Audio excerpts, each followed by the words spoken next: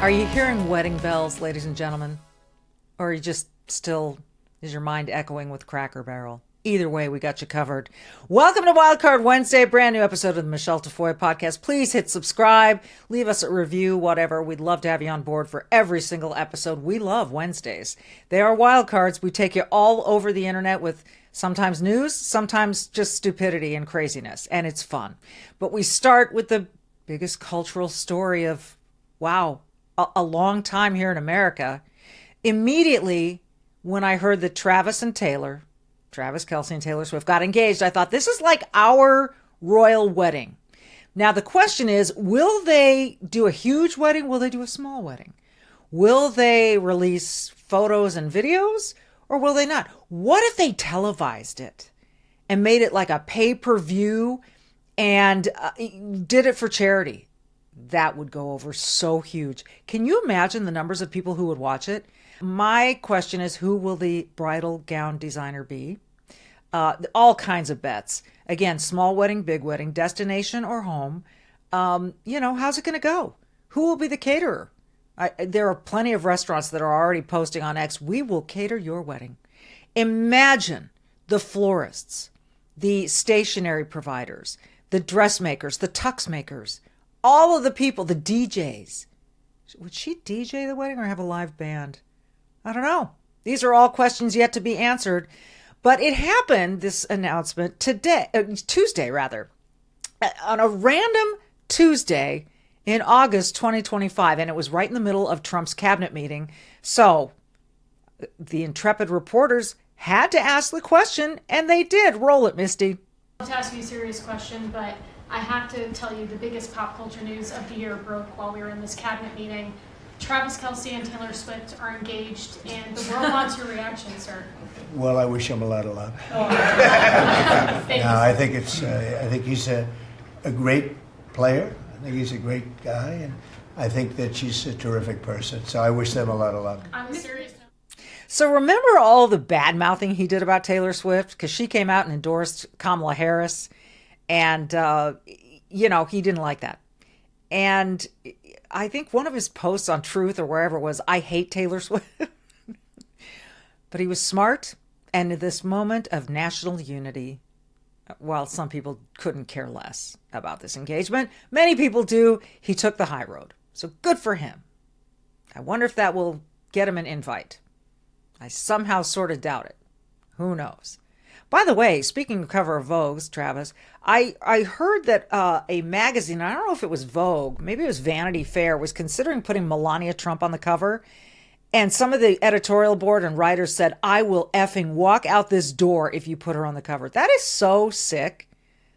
It's like, she's Melania Trump. What? Come on. Anyway, so that was kind of the big news today. There was another big piece of cultural news that broke late in the day Tuesday, and it was that Cracker Barrel decided they were going to change their minds. They posted Tuesday evening, quote, "We thank our guests for sharing your voices and love for Cracker Barrel. We said we would listen, and we have. Our new logo is going away, and our old timer will remain. At Cracker Barrel, it's always been and always will be about serving up delicious food, warm welcomes, and the kind of country hospitality that feels like family. As a proud American institution, our 70,000 hardworking employees look forward to welcoming you to our table as soon as possible." Anyway, they backtracked. They didn't want to go the way of Bud Light. I don't think this was quite as bad as Bud Light, but it's amazing to me how many people reacted to that story. And yes, they did listen. You know who's not listening? You know who's not paying attention to their customers? Democrats in crime-ridden cities. It's amazing, this whole DC, National Guard thing and talking about crime, and it's hit so many big cities. And yet, it's because it's Trump doing it, all the Trump haters are forced to say, no. You don't need to fix up this city. We're just fine. You don't need to fix it up. Don't send in the National Guard. We don't need more police. You don't believe me? Well, first of all, J.D. Vance, who I think is really starting to take steps forward to being more visible in this administration because he's obviously going to run for president in 28. He was in the Oval on Tuesday, and he said, why do politicians work against us in this? Roll it, Misty. Roughshod over their cities and have been for decades. Why are Democrat governors angrier about federal law enforcement helping clean up their streets than they are about the fact that those streets need to be cleaned up to begin with? It shows a real sickness in the head. And I agree with the President of the United States. I think most Democrats, rank and file, nobody likes crime. Republicans don't like crime. Democrats don't like crime. Independents don't like crime. Why are Democratic governors doing everything in their power to make crime easier to do in their cities? It doesn't make an ounce of sense to me. But Mr. President, I appreciate you being willing to help, and I hope these governors take you up on the offer because we should clean up all of America's streets. It's the right of every American to live in safety and comfort in their community. Amen. I mean, that is the top line job of government, local, state, federal, is to keep its people safe from threats, foreign and domestic. So I don't understand this. And now, so there's been a lot of talk about Chicago. Okay, let's send hey, Chicago, J.B. Pritzker, governor of Illinois, Brandon Johnson, mayor of Chicago. You want us? We'll be happy to help. We'll send some National Guard into you too, because you may say your crime is down, but it was so high to begin with that even bringing it down isn't helping a ton. But they don't seem to want that. Here's J.B. Pritzker. He took a little walk along the lakeshore in Chicago, and, well, let's roll it. Go ahead, Misty. Well, here I am on the path on the lakefront at 6 a.m. on a Monday, and we got a lot of people running, having a great time. It doesn't feel like a hellhole here. In fact, everybody's having a great time and enjoying themselves. So I don't know who in Washington thinks that Chicago is some sort of hellhole, but you may need to look inward. So this is a tactic. Go take a little snippet of video at the safest time of day, 6 a.m. on a Monday morning when everyone's going back to work, and on a lakeshore. He wasn't in the south side of Chicago. He wasn't in the dangerous parts of Chicago. He was like by the lake and probably had his detail with him. So he wasn't going to get hindered no matter what. I've heard people suggest, hey, JB, why don't you go drop your detail, your armed guards, etc., and go hang out in an apartment building for a week in the south side and then see how that feels. So he's one that's pushing back. He's also one that's probably running for president in 28. And then there are just Democrat political talking heads. And here is, CNN, we had to bring it to you, but Arthur Aidala, who is a lawyer and I think is a really bright guy, he went on CNN and pushed back against this idea that Washington, D.C. is militarized, which is what the talking point is. Oh my God, they've militarized Washington, D.C. Okay, roll the tape. But let's just talk about the logistics for a second. Number one, I don't think it's accurate that in your open you referred to it as Trump's military occupation. When Governor Hochul here in New York put the National Guard in the subways and in some crime-ridden areas, I don't think we referred to it as military occupation. Why? I ride the subways. I loved when they were there. I mean, law-abiding citizens love that. Are you kidding me? I wish there were more police officers and have one in every single car in the subway at every platform. We can't. That's why Governor Hochul said we're going to put them out and around. Law-abiding citizens, I don't see them objecting or looking to it as like it's a takeover by the military. I'm walking down the street. I walk out of my law firm at 1 o'clock in the morning in Midtown Manhattan, and I see a military guy there. You think I'm upset about that, or am I thrilled about it? I think the reason why you're not, well, we didn't give her a chance to finish, but I will say this. When you go into an airport in America now and you see armed guards just inside the airport before you go through security, I am so grateful because people in the FBI and the CIA have acknowledged that's one of the most dangerous places to be, is in an airport before you go through security.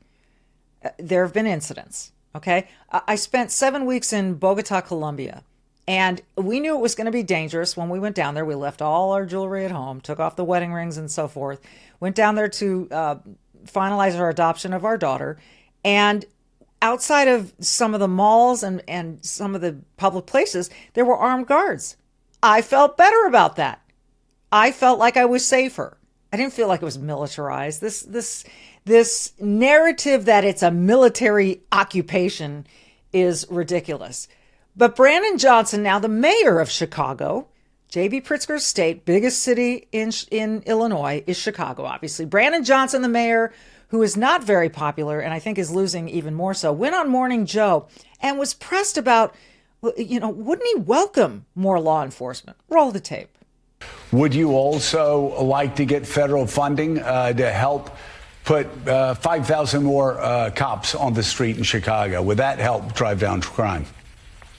Well, look, policing by itself is not the full strategy. No, I understand that. You've talked about the other things you want, and I said those are good and important programs, but I'm asking also, would 5,000 more police officers on the street in Chicago be helpful to go along with all of those social programs that a lot of cities are engaging in and having success with? Well, look, here's the best way I can put it, Joe, is that in the 90s when I was in high school, we had 3,000 more police officers and we had 900 people being murdered every single year in Chicago. It's just not policing alone. Of course, we want more detectives. I know it's not policing alone, but I know it's not policing alone. You've told me everything else you want. I'm curious, and this does come down to an ideological difference between people. Do you believe that the streets of Chicago would be safer if there were more uniformed police officers on the streets of Chicago? I believe the city of Chicago and cities across America would be safer if we actually had, affordable housing. Look, okay, I'm not saying that that's not the question I asked. My question is, and I just need a yes or a no, do you believe the streets of Chicago would be safer if you got all of those other extraordinary programs put back into place, which do have a history of being successful, if that's complemented by having 5,000 more cops on the streets of Chicago? I don't believe that we should narrow it down to just police officers, Joe, is what I'm saying. That is an antiquated approach. I'm saying we've invested in detectives. Mr. Mayor, are you hearing what I'm saying? I'm agreeing with you that all of these other social programs are extraordinarily important. I just need a yes or a no, and then this will be the last time I ask. If you get all of those other social programs that 800 million that New York City does, Los Angeles, other people do with great success, would an additional 5,000 cops on the streets in Chicago help complement those programs to make Chicago safer? Look, we are working hard to make sure that our police department is fully supported. I don't believe that just simply putting out an arbitrary number around police officers is the answer. What I'm saying is policing and affordable housing. It's policing and mental and behavioral health care services. It's policing and youth employment. It's a full package. Of course, we want to make sure that our police department is fully supported. That's why I've invested in our Detectives Bureau, because what we have seen in the city of Chicago, when we solve crime, it acts and serves as a deterrent. It's policing and all of the other efforts that we're doing. I think they tried 5 times to get him to say yes or no to would 5,000 extra cops help. We understand you want all these other things. But then what about police officers? See, he talked about the poverty issue. I don't think he realizes that poverty is often caused by businesses leaving cities and there not being jobs available. And all he's doing is pointing at policies. No one's defunded education. If the NEA goes away, that money comes directly to your state. So no one's defunding education. I just think this guy is so misled and misguided. But he just couldn't say yes or no. So there you go. All right, on another topic, I spent about 30 years covering sports of all kinds, the NFL, all kinds, the NFL, the NBA, the WNBA, Olympics sports.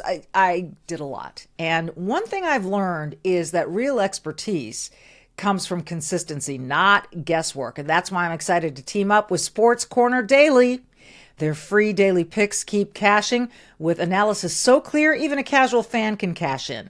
And with the NFL and all the big college matchups just around the corner, there's no better time to get in on the action. My listeners get 2 expert picks delivered free every single day. Just text the word BETS to 844-759-0281 or visit sportsdailypick.com to sign up in seconds. No cost, no risk, just smart winning insights. That's BETS, B-E-T-S, to 844-759-0281 or head to sportsdailypick.com. Don't wait. Kick off the season on the winning side. This is not the winning side. There was a Democrat National Committee meeting in my neck of the woods, Minneapolis, and maybe because it was here in Minnesota with Tim Walz in attendance, that they all went nuts. They all just went crazy. And Tim Walz was one of those people who went crazy. Let's just play a snippet of his address that he gave to the DNC. Think of how easy it would be to be a damn Republican. Oh, what should I wear today? This stupid friggin' red hat. What should I say today? I don't know. Just make sure it's cruel. Who do we listen to? That guy. Oh, the felon in the White House? Yeah, listen to him and that will be fine. Now he's talking about burning flags. He's going to have flag burning or whatever. Because he knows there's a hell of a lot of flags with his picture on it that are going to get burned. There's a whole lot of that kind of crap that people are sick of. And I have to tell you, we can have our internal decision-making, our internal healthy debates, but I refuse to believe we do not have the luxury to fight amongst ourselves why that thing sits in the White House. That thing sits in the White House. Does anyone remember when Nancy Pelosi said, "We're all children of God. Even MS-13 people are human beings. They deserve respect." And he just called him that thing. He went on to talk about cankles and all the rest. I mean, Tim Walz is nuts. He is nuts. And now that it's been revealed, he's just letting it loose, letting it all go, just running wild, Tim Walz. So I had a friend call me from California and say, "What is your governor doing?" They're tripling down on stupid. I don't think they're focused at all, and they're losing sight of the big picture. Part of that big picture gets back to crime. I'm just going to show you a little snippet, not a lot of audio here. I'll describe it in advance. You'll hear that this is at the Minnesota State Fair. You have to pay to get a ticket to get into the State Fair, but on a typical Sunday night, Minnesota State Fair, a little fight, a big fight broke out. Roll it. I'm videoing this.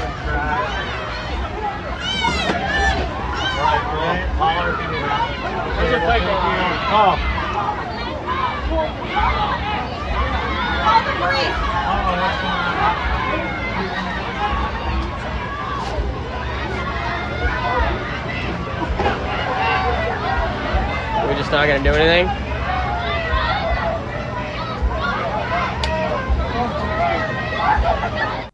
You hear that? That person said they're just not going to do anything. They just let these kids fight. I think that everyone is so afraid to police anything, particularly here in Minnesota, the George Floyd capital of the world, that no one did anything. People with their children are running. You hear people crying and screaming, nervous, scared, running away, or just standing there watching and filming with their phones. Because it probably would be very ill-advised to get involved. Tim Walz, maybe that's the kind of thing you want to start focusing on. Cleaning up your own backyard before you continue to point fingers. Meanwhile, we've got Kilmar Abrego Garcia, who was released from jail but had to turn himself into ICE. And it sounds like, I don't know where he's going to go. From what I understand, he had an option to, plead guilty to the human trafficking in Tennessee, and we'll just send you to Costa Rica. Well, you go to Costa Rica, you won't be in jail, you just go to Costa Rica. Or you can go to Uganda. I don't know why Uganda. Uganda? I don't know why they would send him to Africa. I don't get that, but then again, I'm not versed on this story, but there are plenty of people in Baltimore who want to save their neighbor, their wife-beating, human trafficking MS-13 neighbor. Listen to them sing. Kilmar is our neighbor. You can't have him, Trump. No! Kilmar is our neighbor. You can't have him, Trump. If you are watching and not just listening, Kilmar is our neighbor. You can't have him, Trump. And there was that poster of Kilmar that looked like a typical socialist poster. That, you know, you've seen AOC in them, you've seen Obama in them. Now Kilmar has his own. And he's got singers with a really stupid song. I think that's Code Pink. They're all wearing pink. Whatever. People standing up for criminals and getting angry at police officers trying to prevent crime. I don't know where we are. I don't know where we are. So let's leave you with a laugh. This is cute. So Labor Day's coming up. And at the cabinet meeting today, Labor Day was discussed. Workers were discussed. And Marco Rubio, whom I've been a fan of always, had a nice little line that he delivered about Labor Day. Roll it. Mr. President, first of all, everyone's made this comment already and needs to be echoed again. You were elected as the president of working Americans, and that's why this Labor Day is so meaningful. For me personally, this is the most meaningful Labor Day of my life as someone with 4 jobs. And so...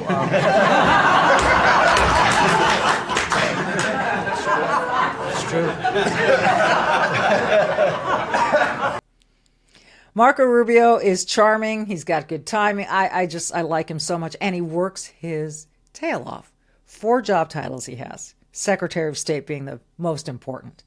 But brave comment, funny comment, good stuff. I love those cabinet meetings. You can learn a lot. There's so much that is spouted and addressed in those things. I enjoy them. Anyway, have a great Labor Day weekend. We'll be back again tomorrow, Thursday, with another episode. But in the meantime, be brave, do good, and we'll see you next time.